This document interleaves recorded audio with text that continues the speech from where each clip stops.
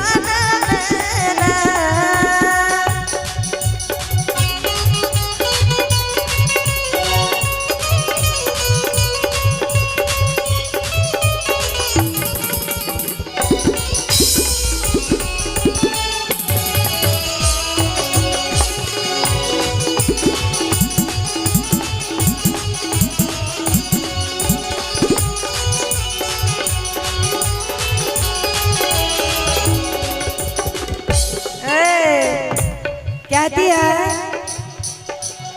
ये हमारा सौ छो खेलार बैठो चारा लगार